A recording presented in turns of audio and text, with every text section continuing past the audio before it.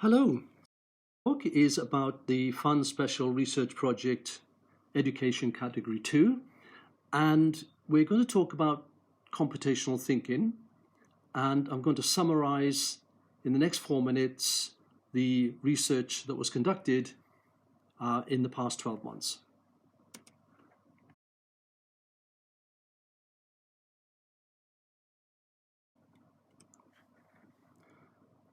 The research was motivated by the fact it's quite unclear how computational thinking contributes to the success of students who are good at programming, if, after all, computational thinking is being integrated into computer science-based courses.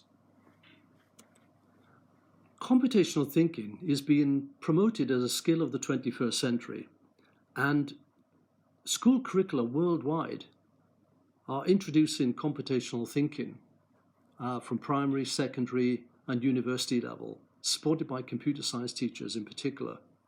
Computational thinking was presented from July to December in 2017.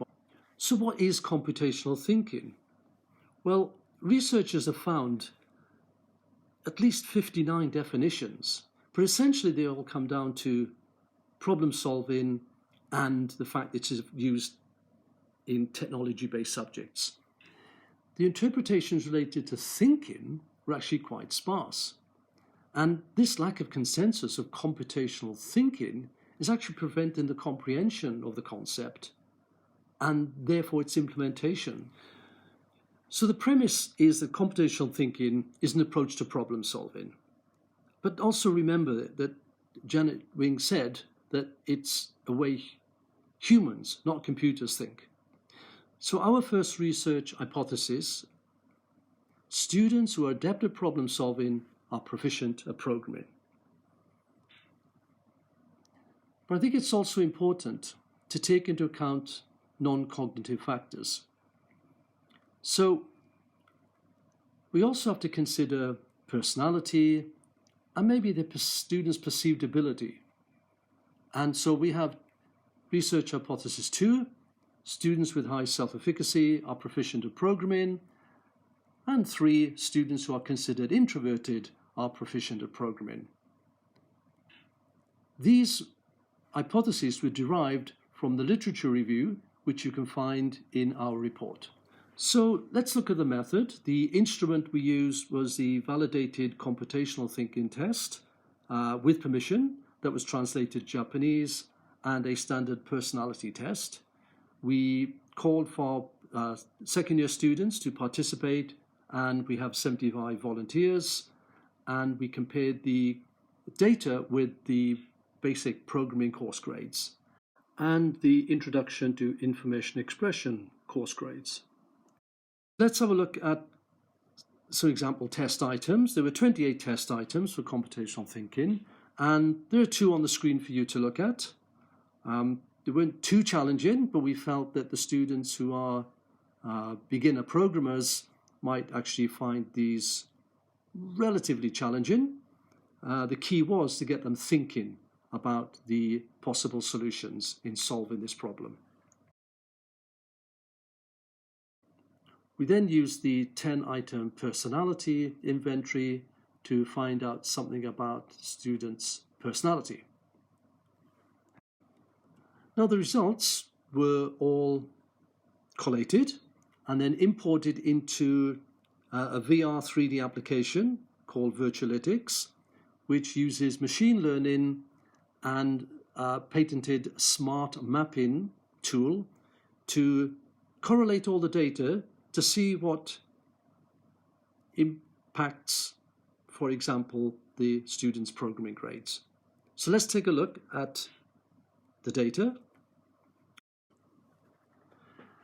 So what the machine learning algorithm produced was the fact that conscientiousness and emotional stability and a high computational thinking score all positively impacted on the student's programming grade. But this wasn't enough. We needed to see the statistical significance of the correlations, and so then we ran the data through SPSS. What were the outcomes of the data? Well, research hypothesis 1, students who are adept at problem solving are proficient at programming, is partially supported in this research. Research hypothesis 2, students with high self-efficacy are proficient at programming, is partially supported in this research. Research hypothesis 3, students who are considered introverted are proficient at programming, is not supported in this research. We are also well aware that correlation does not imply causation. We have a number of recommendations.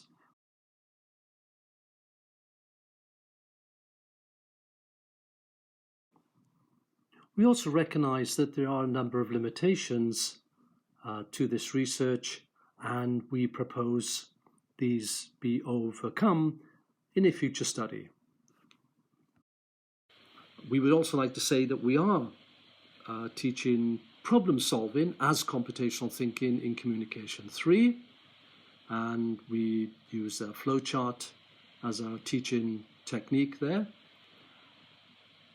So we believe that computational thinking can be integrated into a number of subjects at Future University, and this is something that we should all consider. So thank you very much, and I hope you enjoyed the presentation.